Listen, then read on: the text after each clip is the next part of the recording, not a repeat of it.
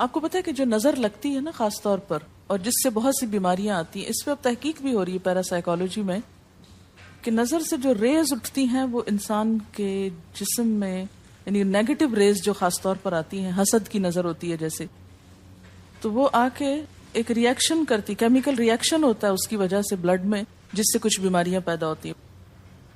حدیث میں آپ کو سنا دیتی ہوں۔ حضرت ام سلمہ سے روایت ہے کہ آپ صلی اللہ علیہ وسلم نے ایک لڑکی کے چہرے پر کالے پیلے رنگ کا نشان دیکھا تو آپ نے فرمایا اسے نظر بد لگ گئی ہے، اس پر دم کرو۔ حضرت جابر کہتے ہیں کہ آپ صلی اللہ علیہ وسلم نے آل حزم کو سانپ کے ڈسنے کی وجہ سے دم کرنے کی رخصت دی، اور آپ نے اسما بنت امیس سے پوچھا کیا وجہ ہے کہ میرے بھتیجے کمزور ہیں، کیا فقر و فاقہ کا شکار ہیں، یعنی کھانے پینے کے باوجود یہ کیوں کمزور ہیں، کیا ان کو کچھ کھانے کو نہیں ملتا؟ انہوں نے کہا نہیں، بلکہ انہیں نظر بد بہت جلد لگ جاتی ہے، تو آپ نے فرمایا ان پر دم کیا کرو۔ یعنی جس بیماری کی سمجھ میں نہ آئے کہ کھائے پیے بھی انسان جوان بھی ہو لیکن اس کو صحت ہو ہی نہ، کوئی ظاہری سبب معلوم ہی نہ ہو، تو ایسے شخص پر دم کرنا چاہیے۔ حضرت عائشہ صدیقہ کہتی ہیں کہ رسول اللہ صلی اللہ علیہ وسلم نظر بد کی وجہ سے دم کرنے کا حکم دیتے تھے۔ حضرت انس کہتے ہیں کہ آپ صلی اللہ علیہ وسلم نے نظر بد اور بچھو وغیرہ کے ڈسنے سے اور پھوڑوں سے دم کرنے کی اجازت دی، یعنی پھوڑے وغیرہ جو ہوتے ہیں نا اس پر بھی دم کی اجازت دی، تو جسمانی بیماری ہے نا۔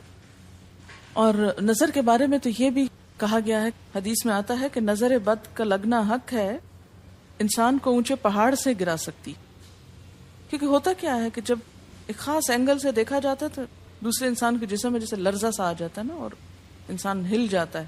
اس کی دلیل قرآن میں بھی ہے، ایک سورت کے آخر میں آتا ہے وَإِن يَكَادُ الَّذِينَ كَفَرُوا لَيُزْلِقُونَكَ بِأَبْصَارِهِمْ لَمَّا سَمِعُوا الذِّكْرَ، کہ قریب ہے کہ کچھ کافر آپ کو اپنی نگاہوں سے کیا کر دیں، پھسلا دیں جب یہ قرآن سنتے ہیں۔ یعنی وہ سننے نہیں آتے تھے، صرف آپ کو گھورتے رہتے تھے۔ اور کس لیے گھورتے رہتے تھے؟ تاکہ آپ بول نہ سکیں، آپ لرز جائیں، ڈگمگا جائیں، اپنا کام چھوڑ دیں، بری نیت سے آتے تھے۔ وَيَقُولُونَ إِنَّهُ لَمَجْنُونَ، کہتے ہیں کہ یہ تو مجنون ہو گیا۔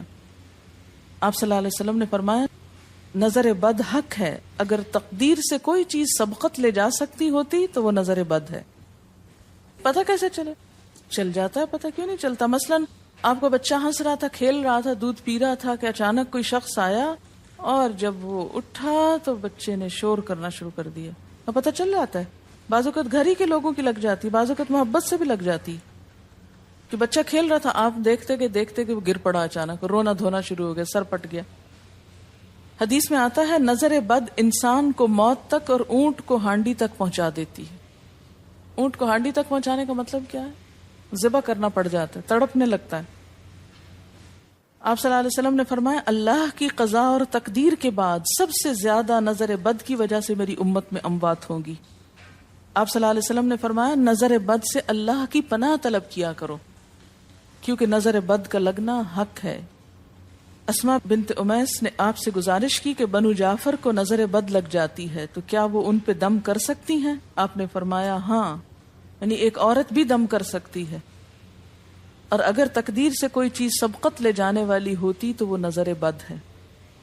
آپ نے فرمایا بے شک نظر بد انسان پر اثر انداز ہوتی ہے، حتیٰ کہ اگر وہ ایک اونچی جگہ پر ہو تو نظر کی وجہ سے گر بھی سکتا ہے، یعنی فزیکلی بھی اثر انداز ہوتی۔ اور آپ دیکھیں کہ وہ قرآن پاک میں نہیں آتا وَمِن شَرِّ حَاسِدٍ إِذَا حَسَدَ، اور حاسد کے شر سے جب وہ حسد کرے۔ تو نظر بد ہوتی کس کی ہے؟ حاسد کی ہوتی۔ بری نظر کس کی ہوتی ہے؟ حاسد کی۔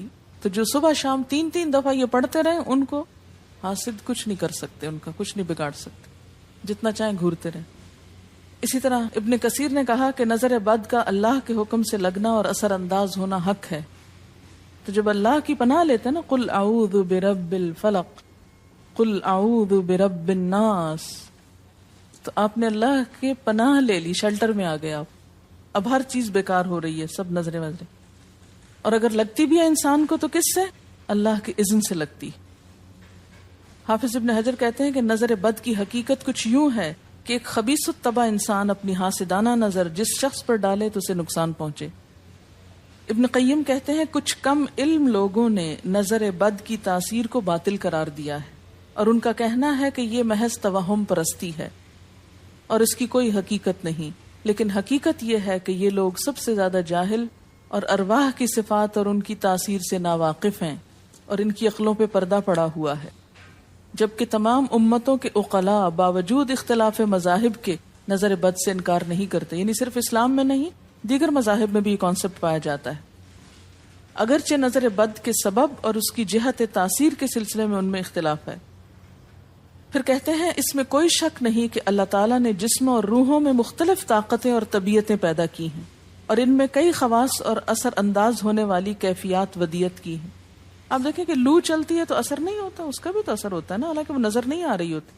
اور کسی عقل مند کے لیے ممکن نہیں کہ وہ جسموں میں روحوں کی تاثیر سے انکار کرے، کیونکہ یہ چیز خود دیکھی اور محسوس کی جا سکتی ہے. اور آپ دیکھ سکتے ہیں کہ ایک شخص کا چہرہ اس وقت انتہائی سرخ ہو جاتا ہے جب اس کی طرف وہ انسان دیکھتا ہے جس کا وہ احترام کرتا ہے، اور اس سے شرماتا ہو، اور اس وقت پیلا پڑ جاتا ہے جب اس کی طرف ایک ایسا آدمی دیکھتا ہے جس سے وہ ڈرتا ہو. یعنی جس سے آپ ڈرتے ہیں وہ آپ کو دیکھے تو آپ کا رنگ پیلا ہو جاتا ہے. فرمایا یہ سب کچھ روحوں کی تاثیر کی وجہ سے ہوتا ہے، اور چونکہ اس کا تعلق نظر سے ہوتا ہے اور اس لیے نظر بد کی نسبت آنکھ کی نظر کی طرف کی جاتی ہے، حالانکہ آنکھ کی نظر کچھ نہیں کرتی، یہ تو روح کی تاثیر.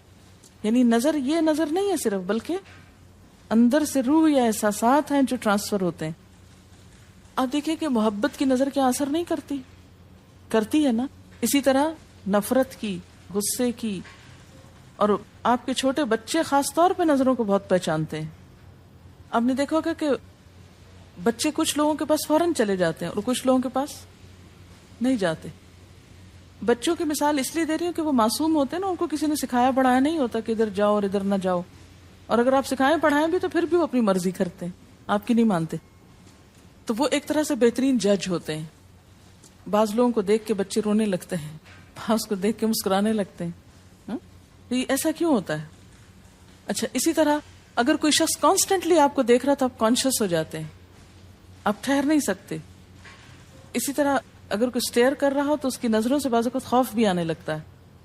اللہ نے کیسی کیسی طاقتیں انسان کو دی ہیں، سلطان النصیرہ. اچھا، پھر لکھتے ہیں کہ روحیں اپنی طبیعتوں، طاقتوں اور کیفیتوں اور اپنے خواص کے اعتبار سے مختلف ہوتی. سو حسد کرنے والے انسان کی روح واضح طور پر اس شخص کو اذیت پہنچاتی ہے جس سے حسد کیا جاتا ہے. ویسے بھی تو آپ دیکھیں نا، وہ رویے ایک دم آپ پہچان لیتے ہیں. یہی وجہ ہے کہ اللہ تعالیٰ نے حاسد کے شر سے پناہ طلب کرنے کا حکم دیا ہے.